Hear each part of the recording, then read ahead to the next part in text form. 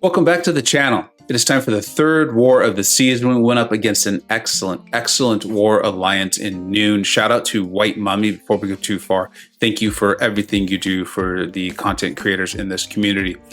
I got five fights here. I was assigned more or less Lion 5 with a couple minis there.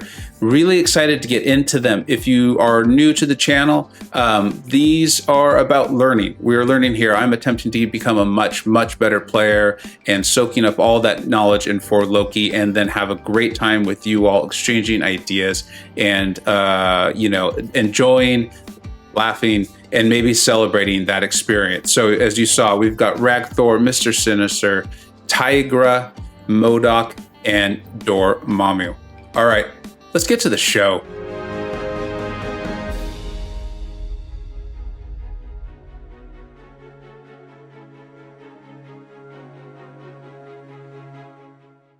All right, for this first fight, we have the Ebb and Flow knockdown against Dormammu. I was assigned to bring in the R3 Human Torch. Of course, I'm going to be knocking him down. I'm going to be using the heavy to build up my temperature.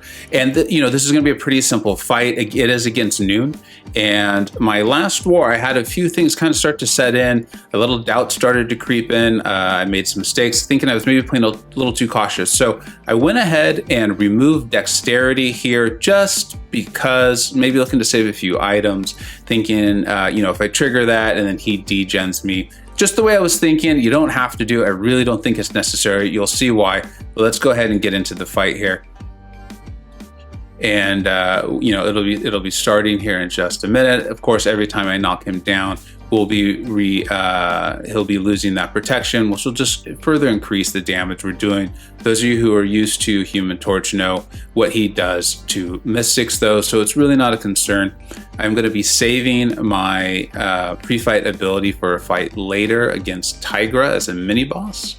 But you see, we've already got the Flame On ability going here, just from building up our temperatures and placing all of those incinerates, and he's already down. Felt good. That felt smooth. It was a really great way to start the war. And then I'm heading into this next fight, and this next fight really concerned me a lot. I was assigned it, and I know that if I get assigned a fight, that means there's a good chance it's going to work out. I've been put in the proper place for it. But the thing that was really concerning me was this force of will. One of the things that makes Magneto so overpowered in these matchups against metal champions is his ability to react, accuracy reduction. And then combining this with Footloose, I was beginning to get very concerned that I was going to get backed up. I went in with the plan of hoping that maybe I could cycle SP2s. Again, there's kinetic transference, so that's going to be adding to it. So there's going to be a lot of power buildup from blocking. And that's how I'm used to playing Magneto, is with that parry heavy style.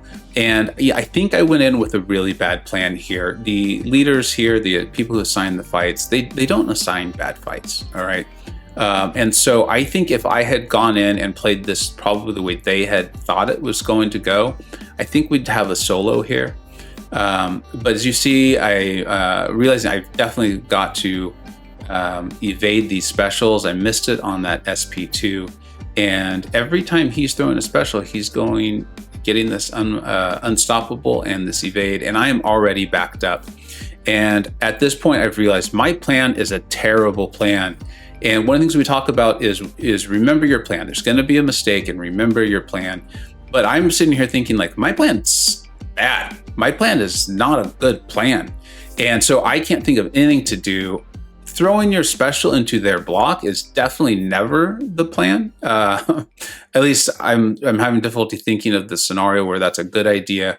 But I've been backed up, I've been cornered, and here's the worst part of this for me anyways, is if you think about it, I threw an SP2, and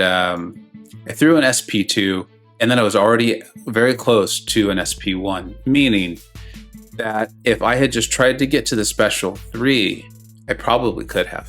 And I imagine that's the way they were envisioning that fight going.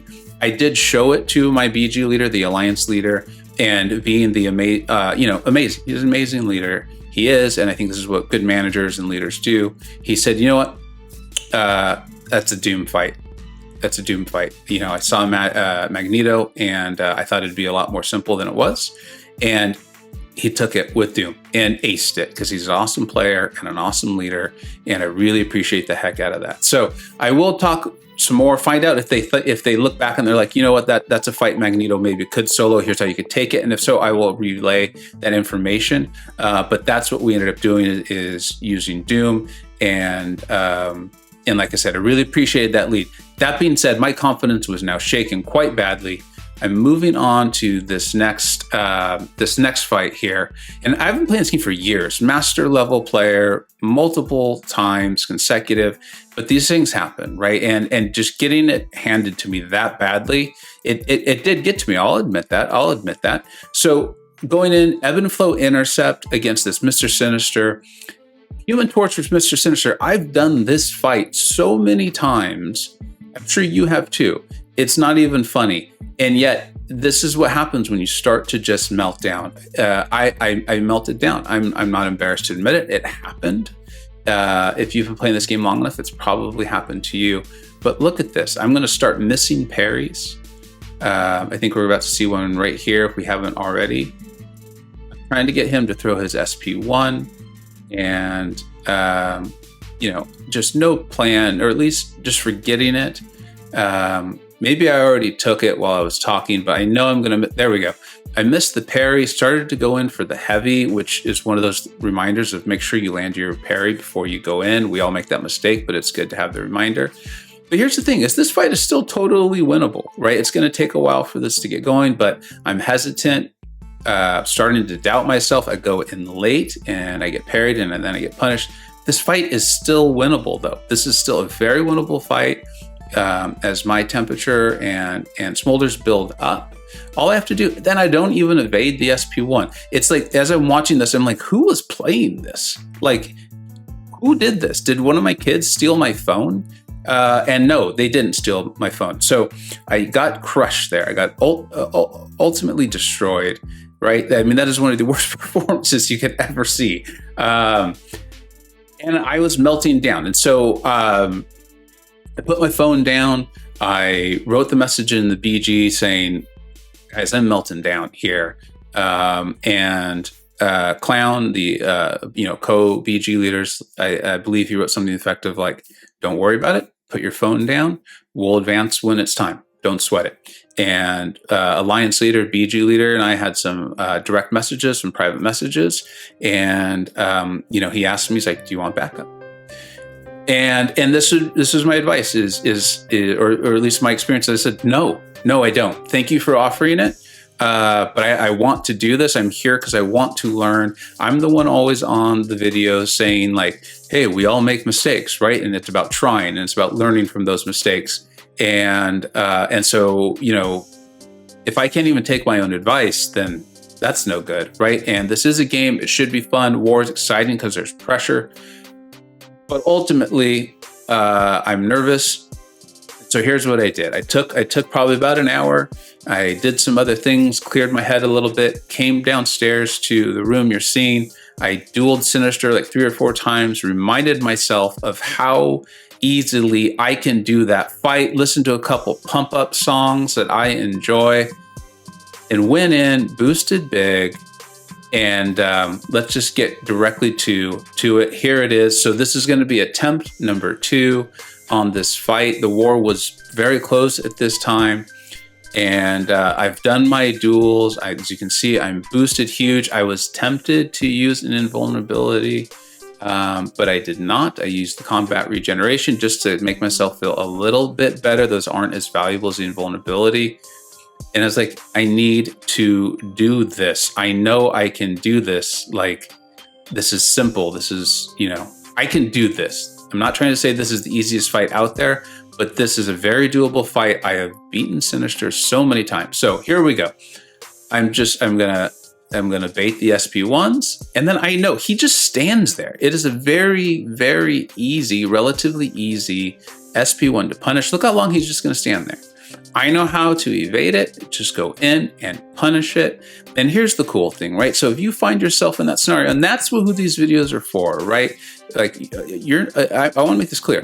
I'm not the best player. I'm far from the best player, right? That we've got Legacy, B Manny, Lizer. We've got a lot of them here, okay? And I'm sure there's more. They're just escaping me at the moment.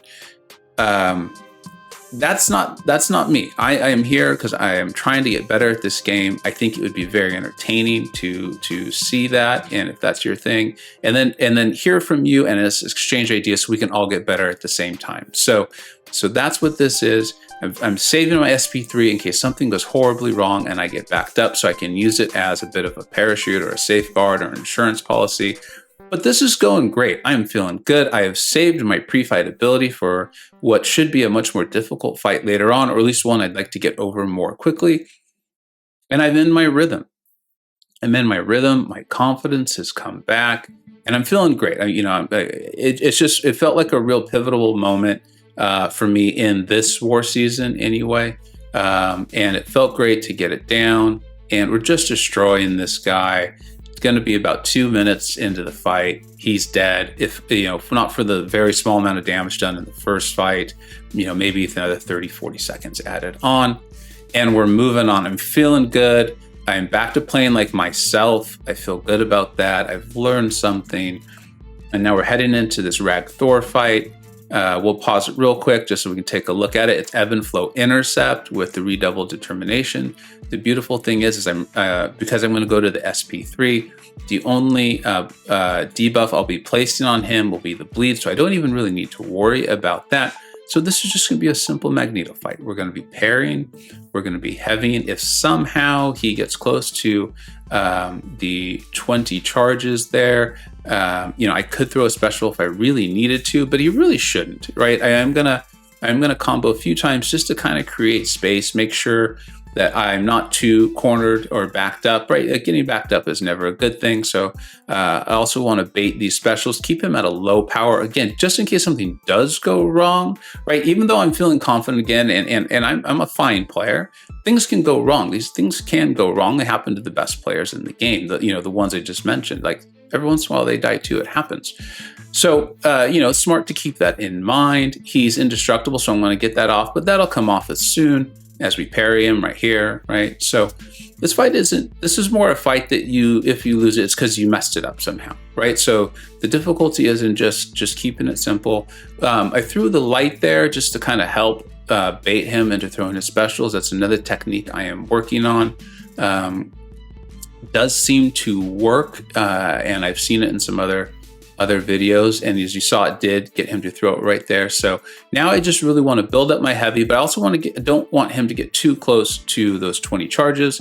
So I think that's going to be plenty of prowess there. We're going to throw it, and then here what I need to just do is not let him go indestructible. And I would do that by evading, so I want to be real careful with that. Just parry. Obviously don't want him going indestructible, because then he will not take the damage from the bleed. So that worked out just fine. Looks like I did get away with a little something there, so that's okay. But worst case scenario is I would have just parried again, and he would have gone down. So not too worried about that. And then moving on, this was the whole reason. This was supposed to be the most difficult fight in my war. This was the one. This was the one I was saving the pre-fight ability for, so I have now triggered it. As you saw, there is rage on this, and so I'm not boosted with the green boost, and I'm not boosted with the attack boost. So let's go ahead and get into it. I've fought Tigra quite a few times already this season. For whatever reason, I am very comfortable fighting her. I think it was in one of B Manny's videos. We talked about kind of staying close to her, and it makes a lot of sense to me because as I'm trying to learn to play her, the way she goes unblockable is when she creates distance before she throws the special, or at any point in her special. So I'm kind of want to stay up close to her so that there's not that ability for that first part to go unblockable. So as you see, I did take a few blocked hits there. Then she went back and she was unblockable on that. And this fight is already over because of how much damage Torch can push out in the beginning, and because I was able to handle any sort of things that could go wrong there from her special. So that felt good. That felt great. Sorry, so I heard a little noise behind me there. I was worried someone was going to creep on in.